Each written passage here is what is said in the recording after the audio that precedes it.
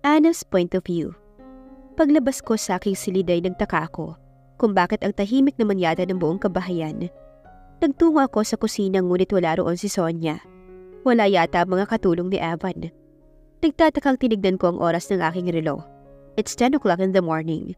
Sa ganitong oras ay nasa kusina si Sonia at nagluluto ng pananghalian. Samantalang ang ibang katulong naman ay busy sa kani-kanilang ginagawa. Pero ngayon ay nagtataka ako na wala sila. Nasaan kaya sila? Nag-day off? Ngunit hindi naman nagdi-day off ng sabay-sabay ang mga katulong ni Evan para may mag-aasikaso sa kanilang boss. Muli akong umakyat sa itaas at pinuntahan si Edsel sa kanyang kwarto. Ngunit nakalak ang kwarto nito, kaya tiyak na wala ito sa loob. Sunod na pinuntahan ko ang maid's quarter, ngunit walang tao sa loob. Napailing na lang ako at nagdesisyon na kausapin si Evan para tanungin kung nasaan na ibang mga tao sa bahay niya. Lalong nadagdagan ang pagtataka ko nang madaanan ko ang silid ni Sylvia na halatadong wala ring tao dahil tahimik sa loob. Ang guest room naman kung saan nananatili si Cassandra ay bahagyang nakabukas. Kaya sinilip ko rin kung nasa loob siya, ngunit wala rin. Ang weird naman, nasan kaya mga tao rito?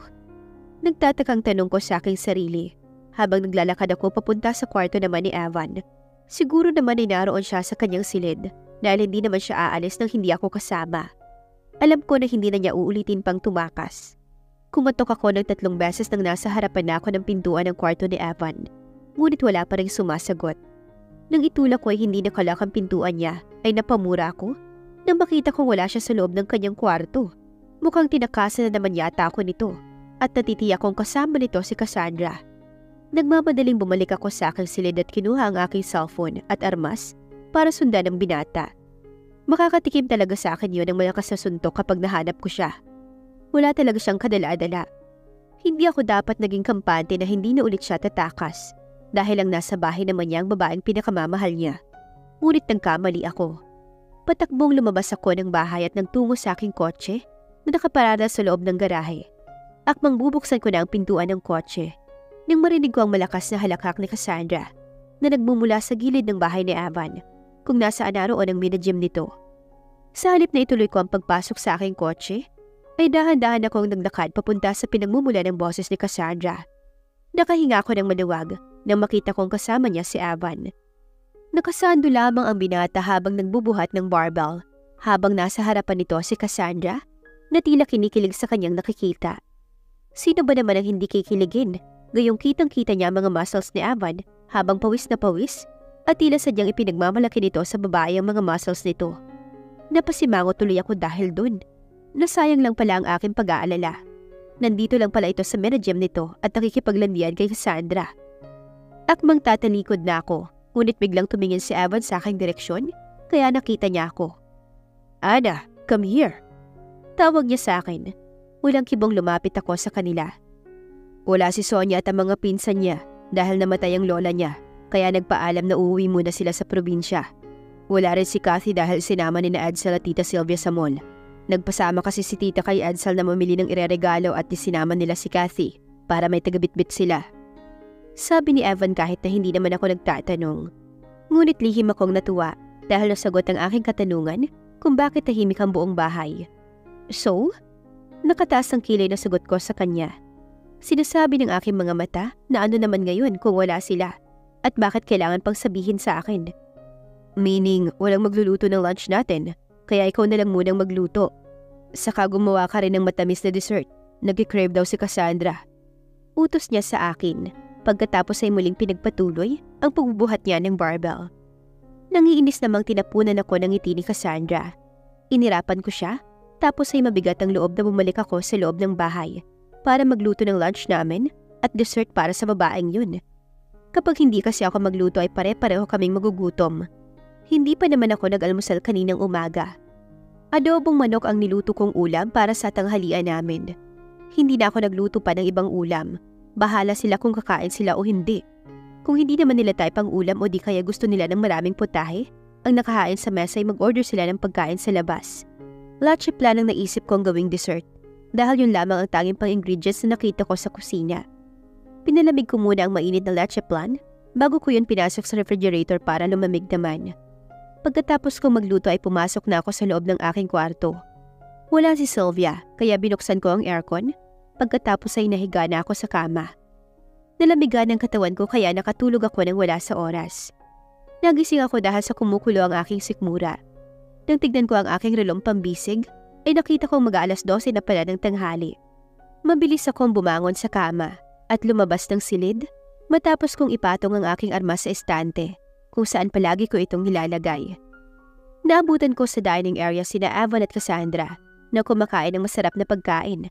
Nag-take out ang dalawa at hindi tinikman ang aking nilutong adobo. Nakaramdam ako ng inis. Mag-order naman pala sila ng pagkain at pinagluto pa ako. "Come and join us, Anna." Aya sa akin ni Evan. Inirapan naman ako ni Cassandra at halatadong hindi niya ako gustong makasalo sa pagkain. "No thanks." Mabilis kong sagot. Sino ba naman gugustuhin makasabay sa pagkain? Ang isang taong halos lamunin ka na ng tingin. Baka hindi ko lang malunok ang pagkain ko.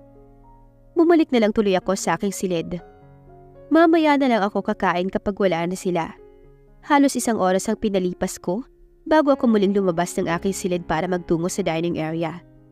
Nagpasalamat ako dahil wala na sila. Makakakain na rin ako sa wakas. Kanina pa nagrereklamo ang bituka ko dahil sa gutom.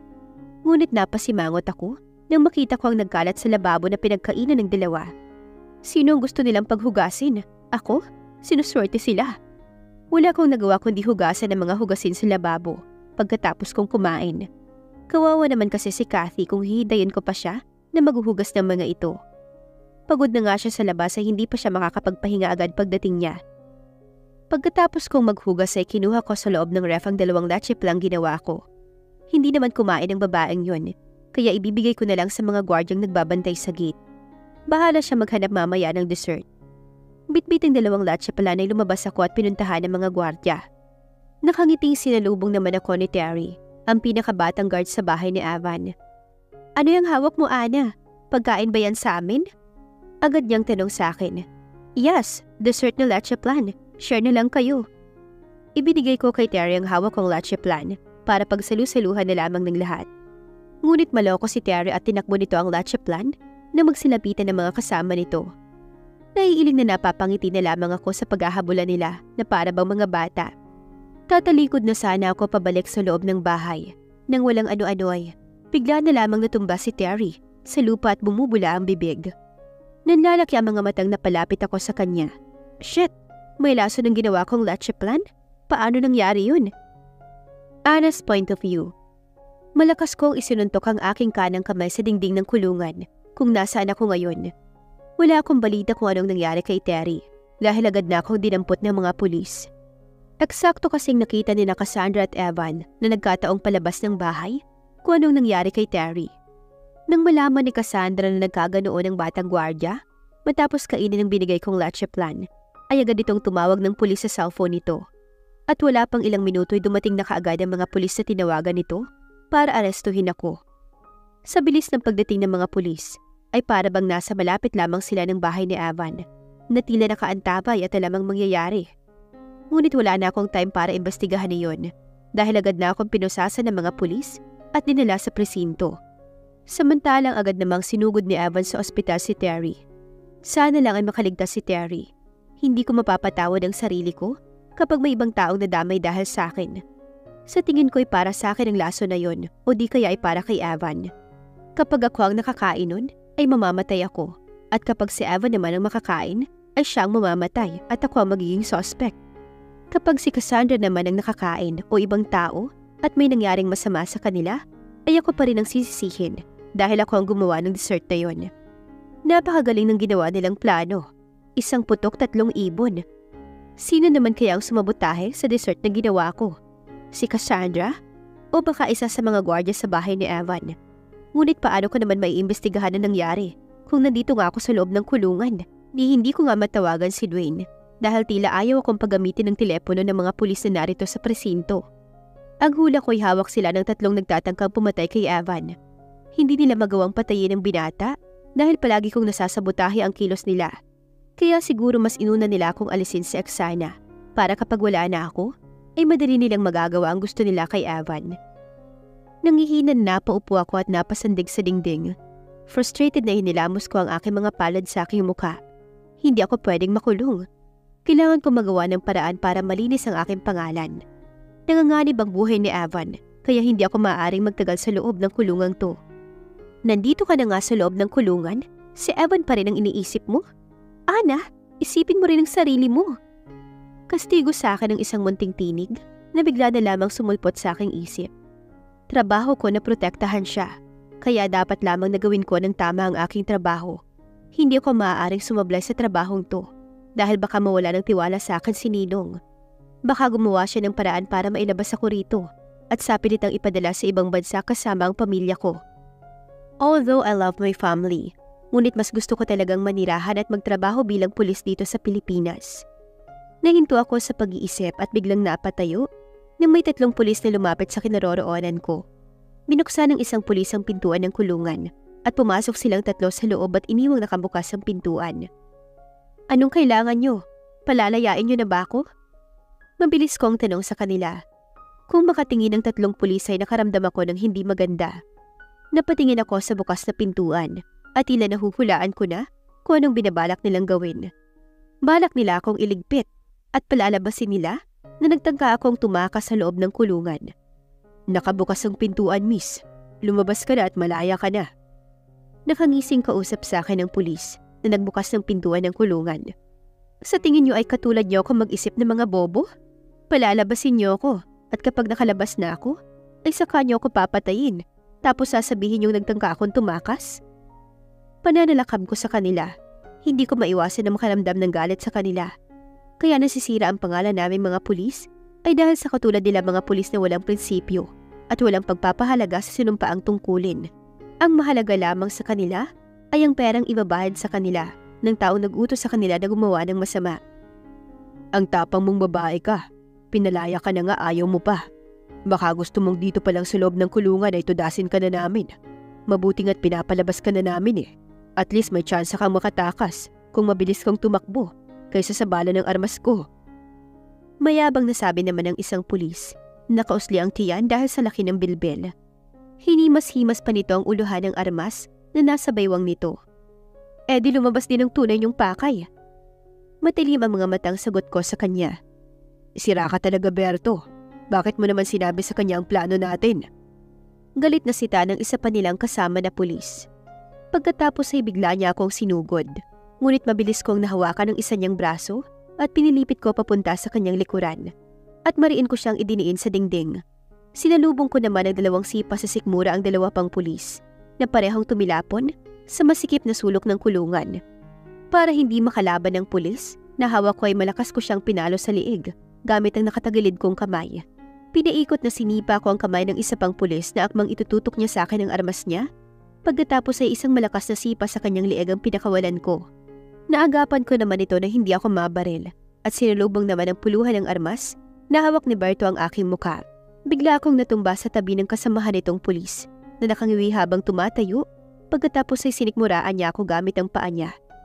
Namilipit ako sa sakit at lihim na napamura sa aking isip. Mukhang dito pa yata sa kulungan ako mamamatay. Tama nga ang sabi ni boss na mag-ingat kami sa iyo dahil magaling at matapang ka.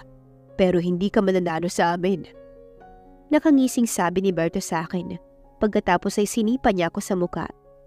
Tumilapon ako sa sulok ng kulungan habang sumasargo ang dugo sa aking ilong at putok ang isang gilid ng aking mga labi. Hindi ko magawang makatayo dahil iniinda ko pa rin ang malakas na sipa sa aking sikmura. Ito ang nakakainis sa pagiging babae. Talagang kahinaan ng babae ang sikmura. Dahil kapag ang bahaging ito ang tinamaan ng malakas, ay sobrang nakakapanghina kahit gaano pa kagaling makipaglaban ng isang babae. Matapang lang kayo dahil may hawak kayong armas. At tandaan nyo, oras na makalabas ako rito, ay ipapasiba ko kayo sa trabaho nyo. Galit at mariing sabi ko sa kanila. Hindi dapat nasa tungkulin ng mga pulis na katulad nila. Malakas na natawa ang 2 pulis sa harapan ko. Pagkatapos ay magkasunod na sinipa nila ako sa tagiliran. Ano Pards, tudasin na natin ang babaeng to. Tiyak na sa ating 2 lamang pupunta ang pera dahil walang kwenta naman si Totoy at mabilis na nakatulog sa sahig. Nakangising kausap ni Berto sa kasamahang pulis. Yung tinutukoy nitong Totoy ay yung pulis na agad kong napatulog. Siyempre, tudasin na natin. Sang-ayon naman ang kausap nito. Akmang itututok na ni Berto sa akin ang armas niya, ay maswerte pa rin ako at hindi ko pa yata oras sa pag-akyat sa langit dahil biglang dumating si Dwayne kasama si Ninong. What are you doing? Galit na sigaw ni Dwayne pagkatapos ay biglang sinipa nito ng malakas si Berto na tumilapon at tumampas sa dingdingang katawan. Sir, nagtangka po siyang tumakas ng kriminal na to kaya napilitan kaming labanan siya. Nauutal at namumutlang sabi naman ng isang pulis kay Ninong. Tinignan lang ni Ninong ng masama ang pulis at hindi sinagot ang sinabi nito. Nilapitan ako ni Dwayne at isang malakas na suntok sa sikmura ang binigay ng kaibigan ko sa pulis. Napaluhod ito sa malamig na semento habang iniinda ang sakit. Nagkamali kayo ng taong susubukan yung patayin. Mariing bulong ni Dwayne sa tenga ng pulis. Pagkatapos ay isa pang malakas na suntok ang pinakawala ni Dwayne. Sa mukha naman ito pinatama. Talsik ang pulis sa tabi ni Berto na hindi nakasandal sa dingding. Agad akong nilapitan ng kaibigan ko at tinulungang makatayo para mailabas sa kulungan. Ngunit bago kami lumabas, ay binigyan ko ng tigisang sipa sa sikmura ang dalawang pulis na yon. Para yan sa mga natamo kong sugat sa inyo. Galit na sabi ko sa kanila bago nagpaakay ako kay Dwayne palabas ng presinto. Ang mga katulad ninyong pulis ang salot sa ating departamento. Magmula ngayon ay tanggal na kayo sa pagiging pulis at kahit kailan ay hindi na kayo maaring bumalik sa serbisyo. Hintayin niyo rin ang kasong isasampa ko sa inyo. Madilim ang mukha na sabi ni Ninong sa dalawang pulis. Pagkatapos ay kinuha nito ang tsapa at armas ng tatlo bago lumabas ng silid. Bantayan yung tatlong yan at baka makatakas. Kailangan malaman kung sinong nag-utos sa kanila na tapusin si Ana. Mariing utos ni Ninong sa dalawang pulis na nasa labas ng selda. Yes, sir. Duwit na sagot ng dalawa bago mabilis na kinadado ang kulungan. Ngayon ay nagkapalit kami ng posisyon. Ang tatlong pulis na nagtangkang pumatay sa akin ang nasa loob na ngayon ng kulungan, habang ako naman ay malaya na sa labas. Are you okay, Ana? Nag-aalalang tanong sa akin ni Ninong nang makalabas na kami ng presinto. Yes, Ninong, okay lang ako.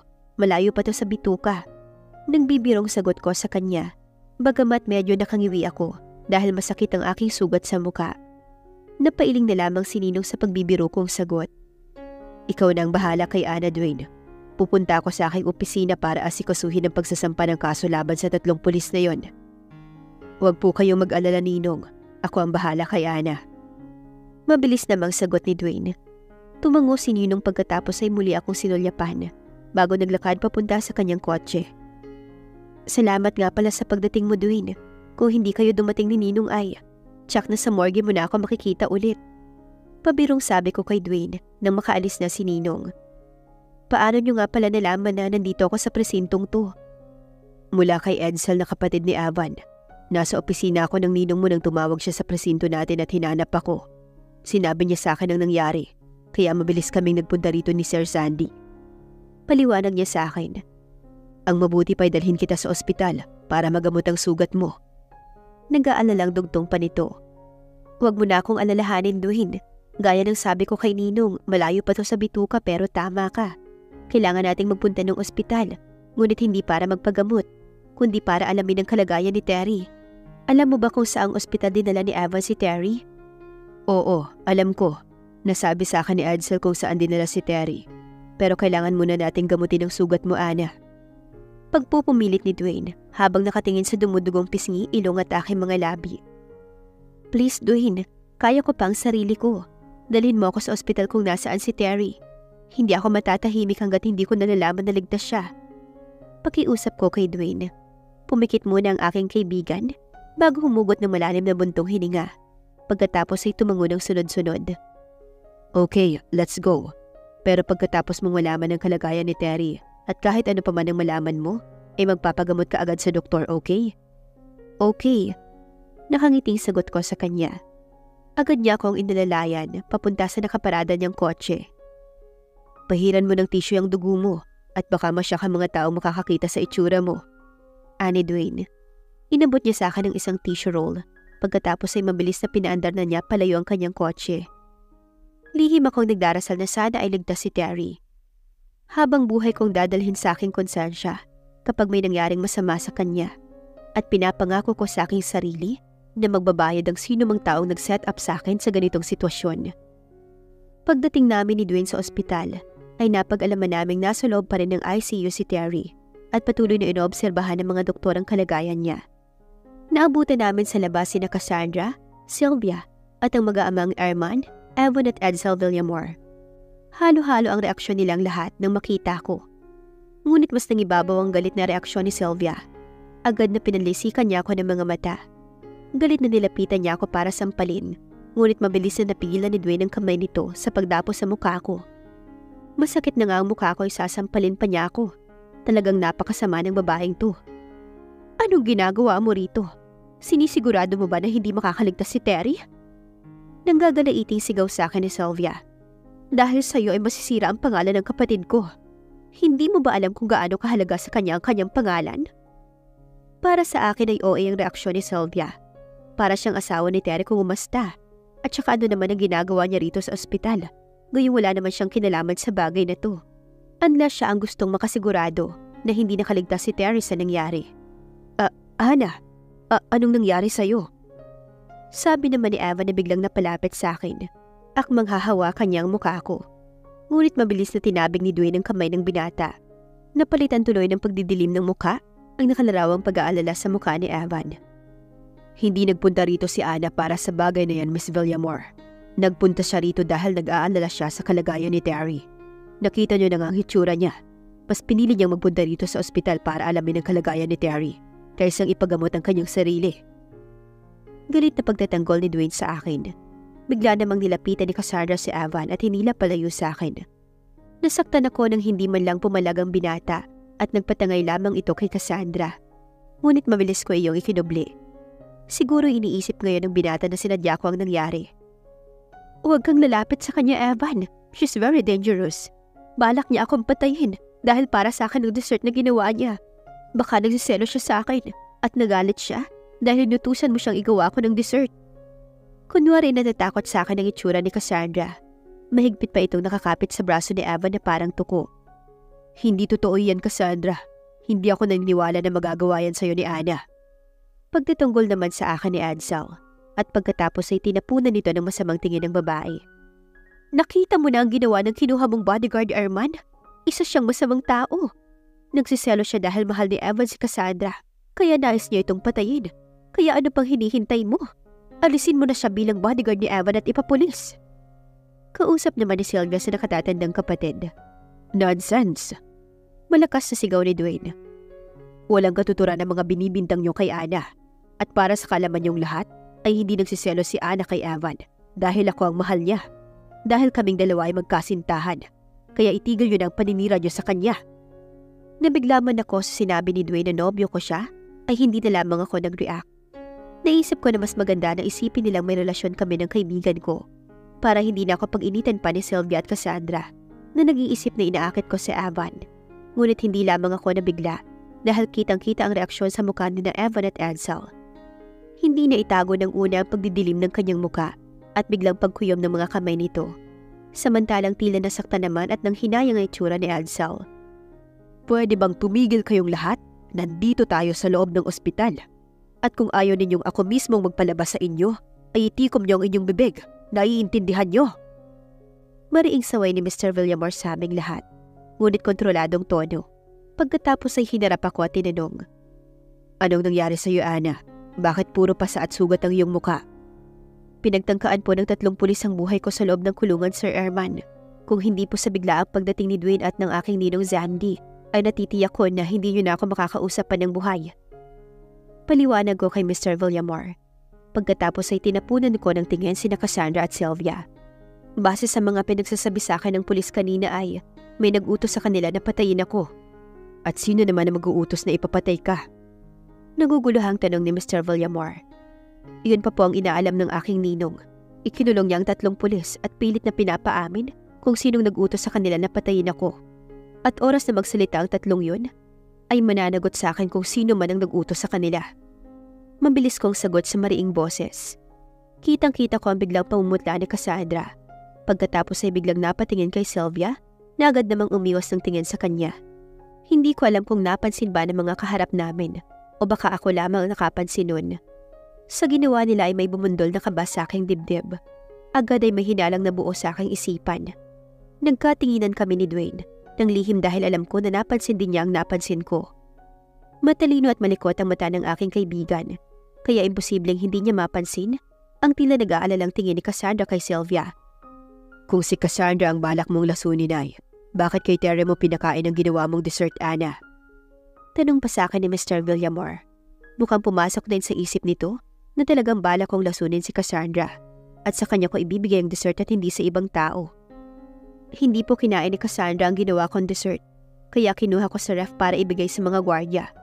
Hindi ko po alam na may lason pala ang dessert na ginawa ko. At kung nagkataong tinikman ko muna ang dessert kahit na kaunti lang, ay tiyak na ako ang nasa ICU ngayon at hindi si Terry. Mabilis kong paliwanag. At sino naman na maglalagay ng lason sa ginawa mong dessert, Ana? Mabilis akong umiling. Hindi ko po alam, Sir Arman. Ayokong sabihin na pinaghihinalaan ko si Cassandra dahil tiyak na hindi sila maniniwala sa akin, lalo na si Evan. At ayoko ring maalerto ang babae kapag nalaman niyang pinaghihinalaan ko sila ni Sylvia.